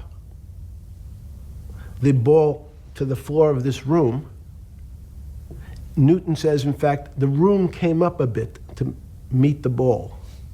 The room moved. It's imperceptible. You can't really perceive that motion, but they attracted each other with certain ratios. So he started to be able to measure things in the physical world. And that was great advances. It also, now you wanted to move very quickly. Unfortunately, most people, especially in the 20th century, 19th century, said, well, like Newton, let's measure everything. Let's measure people's behavior. Let's measure their psychology. Let's measure their health. You go to we can have my blood test. Let's measure everything. We can measure Wall Street. Their voting habits. Measure, measure, measure. Can we put a number on how much I care for my wife? Can I put a number on how I feel? And we tried, unfortunately, we try to mathematize the finer things in life, and then recognize that there's things that, unfortunately, just fall outside. Schrodinger wrote a very famous book about what is life. He was trying to figure out a way, can he describe the difference formulaically between things that are alive and things that are dead? The answer is no. The things that are alive in my world are miracles, not magic. Magic has a bad connotation, trying to hide things. You don't believe in the spirit or the soul? That's what animates people, is your spirit or your soul. That's no. Have you ever seen someone die? When they die, their spirit leaves. Their soul leaves, no question. So There's no question to you about no that. question. There's no question to you that there is some animating life force within us that leaves when you're dead. Yes, in fact, I refer to the soul. There's obviously a certain the questions in the past, even because during people would normally think you were soulless. So thank you. But have you talk about you actually believe in it, and have done some thinking about it is pretty shocking in its own right, isn't it? Well, again, mathematics, Leibniz thought. So Newton was at Cambridge, and he was the head of the math department, right? He's a professor, essentially. Yes. But Leibniz, was Leibniz a German professor? Yes. But what Leibniz said is, the soul is so strange, because God took chemicals, which is simply the material, like tables, and he somehow made this material able to have a thought. How strange is that? Not only does it have a soul, but some way it was put together that this material substance is able to think. So when you say to me, it's obvious to everyone that there's such a thing as a soul. Now, if you're part of the Charlatanville, you'll try to explain it to people. The soul I describe as the dark matter of the brain. Why is it dark matter? Because in high energy physics nowadays, you hear terms of dark matter, dark energy. Again, terminology, it's a complicated term. Why is it dark matter? Because we can't see it, that's all. What do you mean you can't see it? Well, somehow we see something moving towards this area of darkness. Something, I can see this thing. This appears to me to be empty. It's just black. But I see it being drawn this way. So I say, well, I know if this were matter, that would follow that equation. If this was solid, it would explain the way this particle moves. But I can't see anything here. So I'll just call it dark matter. And I'll say, I don't know what it is, but it behaves as if there was something there. The soul is obvious to everyone that there's something different between things that are alive and things that are not alive. But we have no idea what it is. It's currently unexplainable. I believe we need an entirely different system of analysis to try to figure out. But Sorry. No, with Newton, with all his alchemical studies and things he worked on, the spiritual side, Leibniz that just talked about the soul, Schroeder talked about what is life. If a modern scientist or someone that you funded at MIT or at Harvard or one of these things talked in those types of terms, they would be considered to be a wingnut today, wouldn't they? They would not be on the path for tenure, right? Unless they were in the philosophy department. This is exactly my point. We're talking about three of the greatest mathematicians in mankind's history that have really changed mankind. Talking like this, what happened? How do we get to a situation where they could not be in the high physics, they could not be in the mathematics department or working in high energy physics? Good, it's an easy answer. Newton was a combination of mathematician or geometer then and philosopher. And as time went on, those disciplines seemed to move apart. We had philosophy, some of the philosophers can't do math, and some of the mathematicians. And again, mathematicians often break into two categories. People that solve problems, those are more like geometers in the old days, just problem solvers. And then there's thinkers, theoreticians. They're more like the old movement towards philosophy. But neither one of those two groups have been able to figure out why something is alive as opposed to something that's not alive. No one's been able to describe what the soul is, but we all know it exists. And I think what we need is science is a bad word. I think science only describes the things we already know about the physical world. In fact, there's an argument that the physical world that we see has been created out of our systems of mathematics. Mathematics, everyone knows mathematics describes the physical world much greater than it should, unless my view, the physical world really comes out of conscious beings that have mathematics. So they create it. This table appears to you and I to be solid. To a bat, because we have light that's bouncing off the table into our eyes, it appears solid. If instead of eyes that responded to wavelengths of visual light, our eyes responded to radio waves, the radio frequencies, it's not different, it's the same type of frequency as light, but different speeds, the table's invisible. We know that our phone works in this room. So the waves are coming through the windows, the waves are coming through the walls. So the walls are invisible to that type of radiation, that type of energy. The walls I can see them because my eyes, a physical system determines that the walls are there. You, with Murray Geldman, you founded, or with the original donor, and had the idea of Santa Fe Institute. In 10 or 15 years later, that effort to study the complexity of systems mathematically. Yes. Was it's a total failure. Yes. A total failure. Total failure. Why is that? It's the failure of science because, in fact, if to some extent science doesn't describe romance, I don't know why I'm attracted to somebody. I don't know. People are attracted to each other, and everyone has the same feeling. They've seen someone walk in the room, and they say, "Oh, that person gives me a creepy feeling." Science has tried to describe. Science doesn't describe what creepy feelings means. They just know it's a creepy feeling. I think women as I said the last time, have an intuitive sense. What is intuitive? They have intuition, they have feelings, and they're able to deal in the realm of things that men, especially men like myself, find unexplainable. They have women have intuition, men see things a bit differently. Men want to measure everything, women are not really that interested in measuring. In what you're saying in macro terms, you actually think science, mathematics, maybe ultimately technology is moving to that more intuitive? I think science and math are old-fashioned. And unfortunately, people are still taught that they have to learn algebra in school and certain things in school, as opposed to learning to have an emotion. Is this what Larry Summers was trying to get at? Maybe didn't say it perfectly enough, but what he was trying to get to in that system, the systems we study today, the way mathematics is either taught or understood, that women just haven't gotten up to the highest realms of engineering or physics or mathematics because of that. And you're actually implying that there's a either new branch of science, or we've hit an inflection point like in Newton that's going to go in a Newton took mankind in a different direction because he was able to measure. Then you had subatomic, non-Newtonian physics later.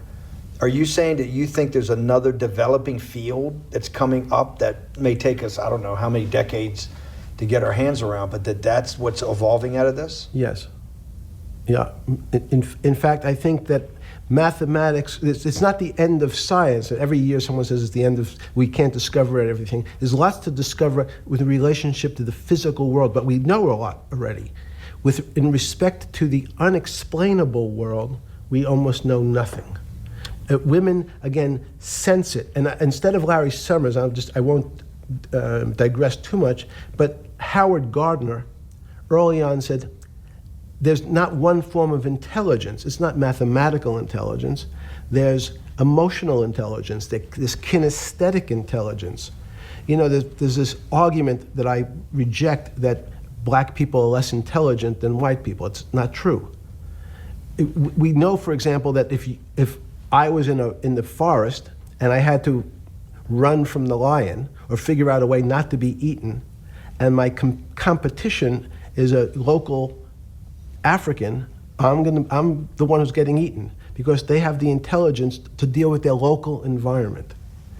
So it's just different. It's not better, it's not worse, but there's many differences amongst different types of people. And so people have different intelligences, and they excel in some intelligences usually, and less so in others.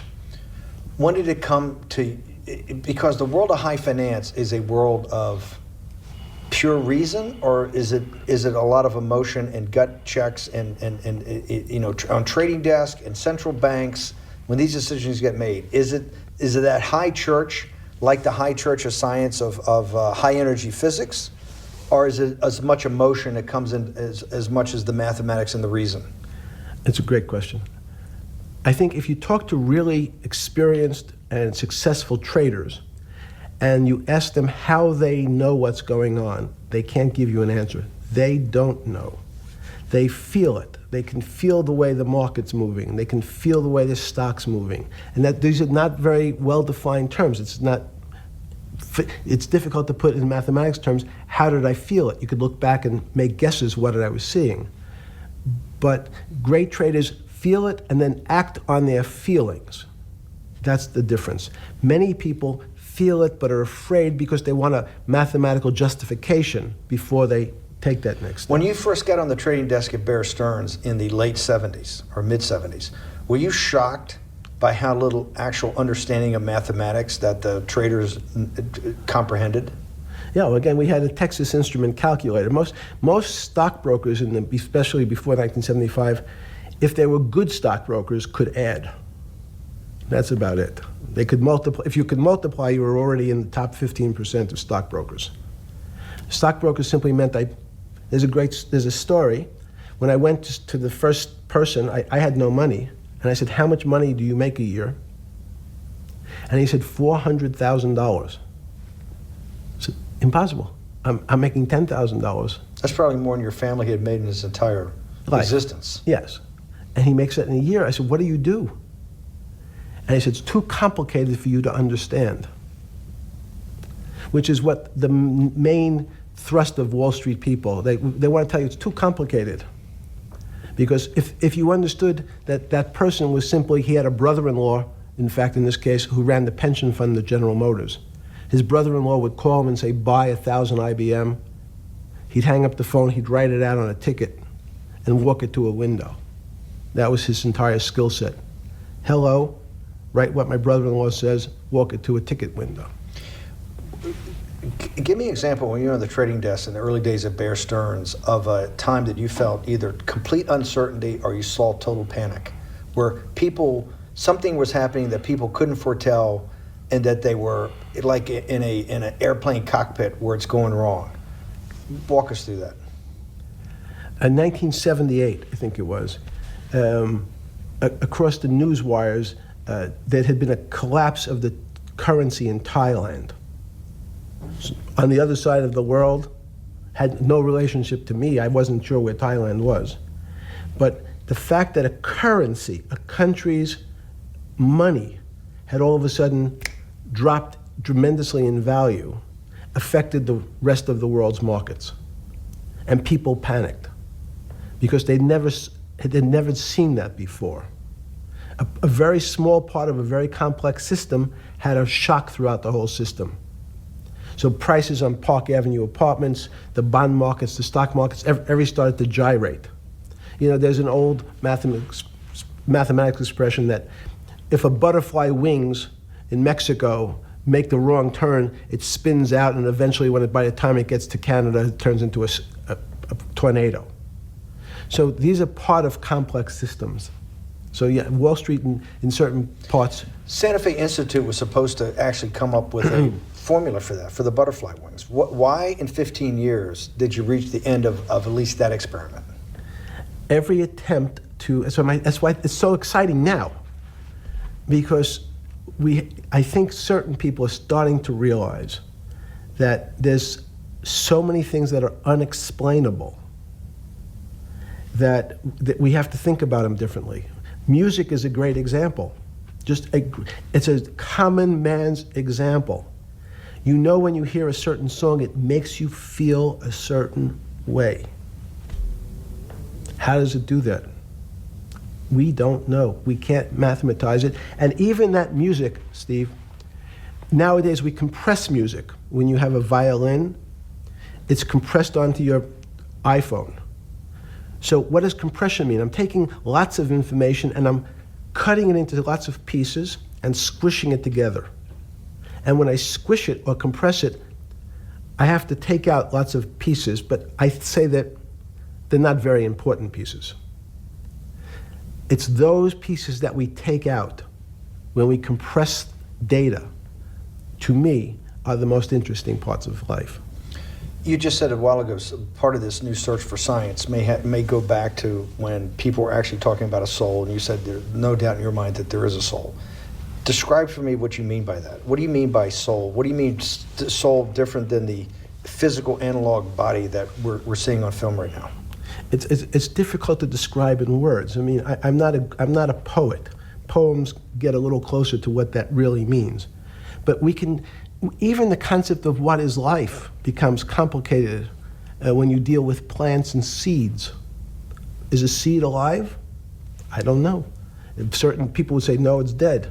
When you're a banana, one of my favorite examples is the banana that's sitting on the countertop in your kitchen today. Is it alive or dead? What do you think about human life? What is human? Tell me about human life. But your banana is alive. That banana is breathing. It's on your. You say that's impossible, Jeffrey. No, it's not. Is the banana conscious? All these words. These are words. So everyone's trying to fit a very complicated concepts into a very small box called conscious or alive. These don't fit in that way. So if you put your banana in a bag and put another fruit in with it, the fruit ripens faster because the banana breathes with it. That's how we don't understand most of those things. So you asked the big question. Sorry. You talk about the life. What about human life? What about it? Tell me what do you think? What do you think human life is? It's a miracle. It's a miracle. And when I say miracle, I can't explain it, and I make no attempt to explain it at the moment. We don't know how to think about it. And anyone, and again, another one of the Feynman quotes when he was talking about quantum physics. He said, anyone, Jeffrey, who says they understand quantum physics and quantum mechanics and quantum behavior, you know they're lying. Let's talk about it. That's post-Newtonian. Talk about what's the difference, who founded quantum mechanics, why is quantum mechanics taking Newtonian physics and taking it to the next level?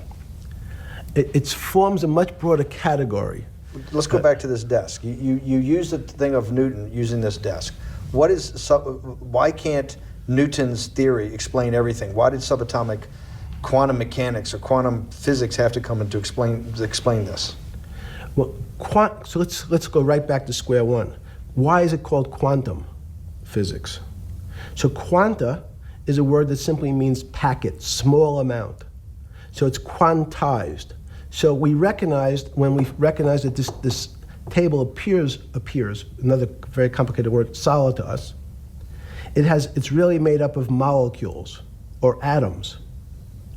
And atoms, we've given lots of names to what some of the behaviors. If you were in school, when you and I were in school in the 50s, the model was a little center thing in the middle, and an electron went around and around it. It was seen as a ball that went around and around it. And as we started to say, well, let's see what this ball looks like. I want to be able to examine that little thing called an electron. We found that there was nothing there. There wasn't the thing. It was simply a cloud of energy that we can call an electron. So we already started to see mysterious things as we go into very super small quantities, quantum physics. So quantum physics started to go into the very small, and at very small distances, we see things that we can't explain. We just cannot explain. How am I doing on time? 4 minutes. Fine.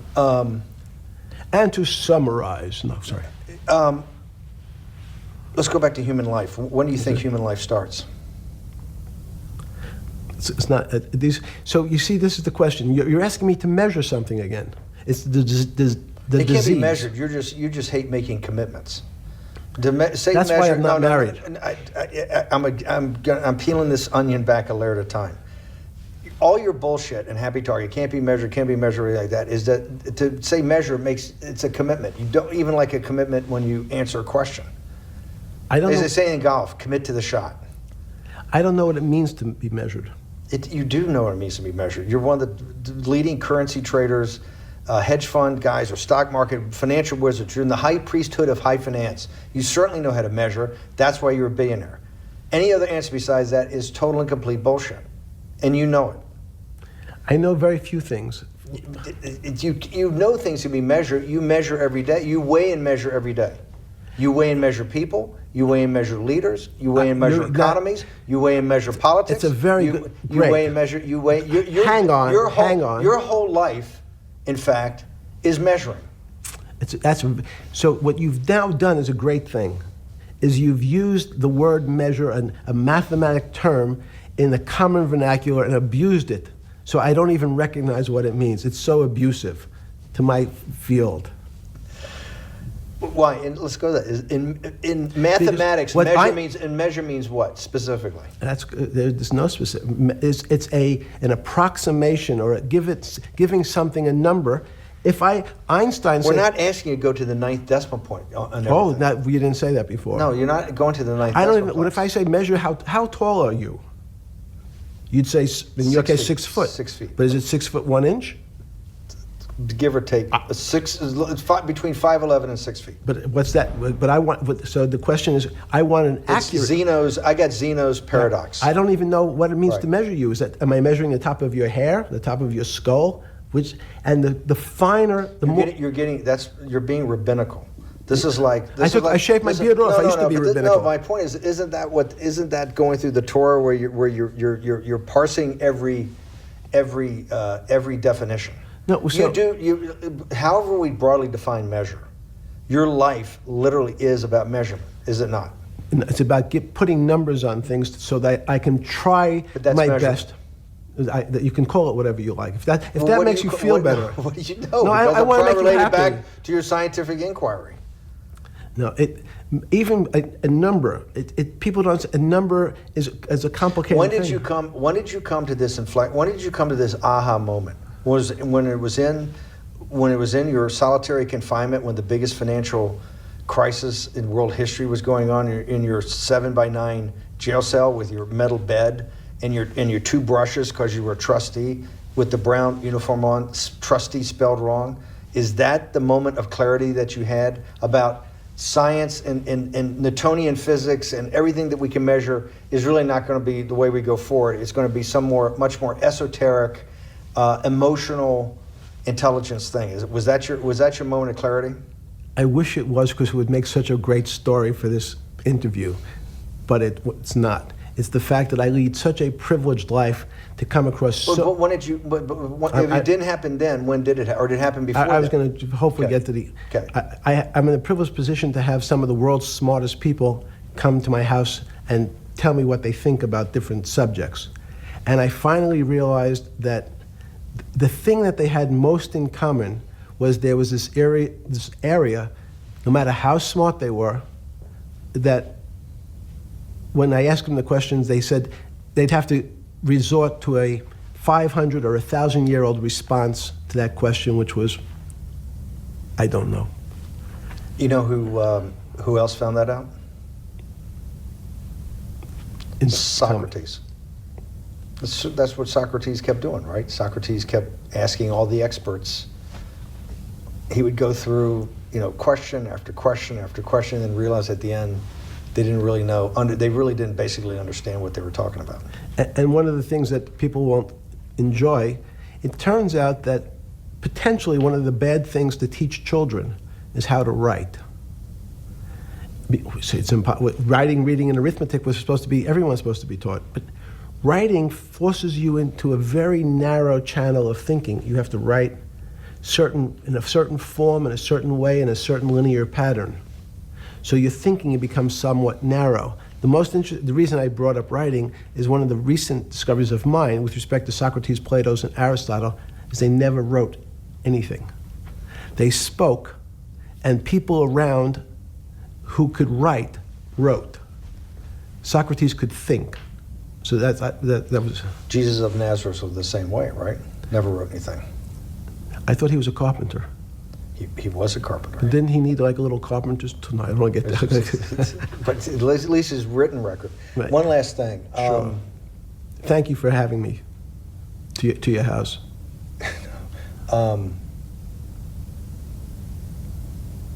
Vegetable juice. Let's go back. Look what vegetable juice does. When did that? The beginning of that. Was there any one aha moment in all these great thinkers? Did it happen before 2008? Was it after? That came up over, I know, many years. But when did you actually realize, hey, something new's got to be developed? Yeah, that's great.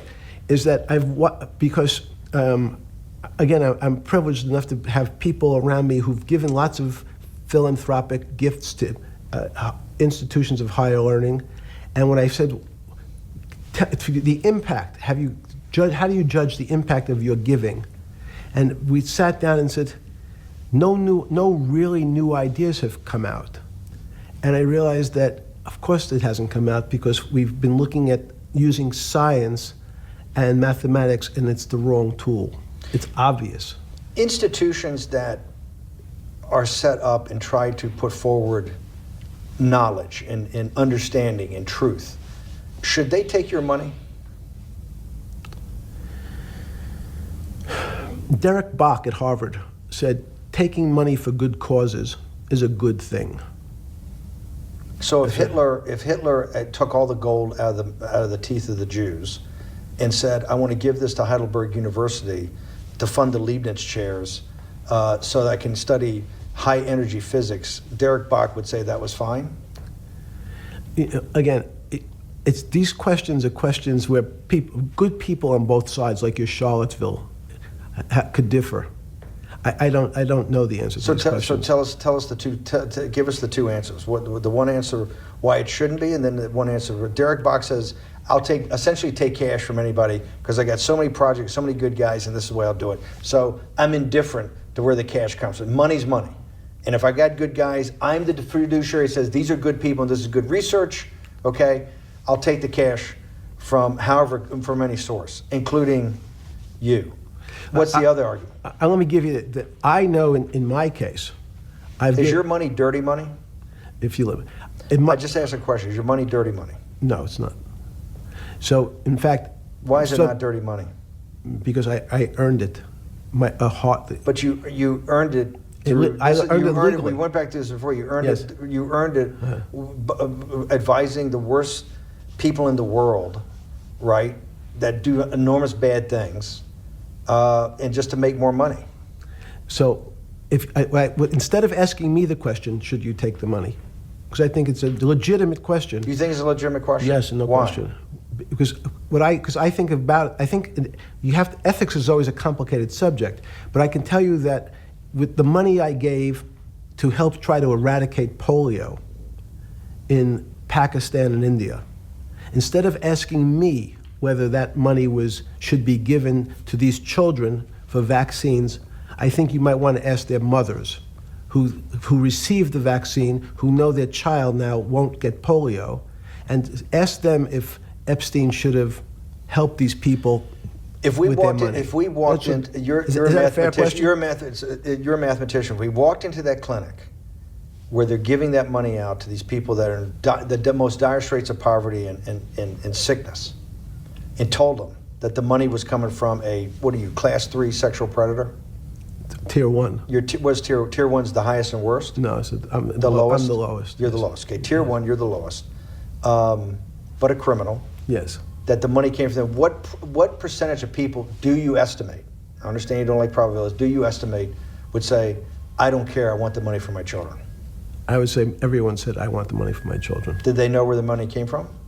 I think if you told them, if I told them the devil, 100%. the devil himself. The devil himself said, I'm going to exchange some dollars for your child's life. Do you think you're the devil himself? No, but I do have a good mirror. It's a serious question. Sorry. Do you think you're the devil himself? I don't know. Why would you say that? Because you have all the attributes. You're incredibly smart. You remember the devil is somebody the devil knows. Smart? The devil's brilliant. You read Milton's Paradise Lost. No, the devil scares me. Satan is at the number 1 or 2 archangel, and the reason he goes to hell and leads the rebellion is because he can't be the top guy. And his thing is, I'd rather reign in hell than serve in heaven. I saw that in a movie once called American Dharma. I don't remember who said it. Okay, we have to go. Okay, good. Okay.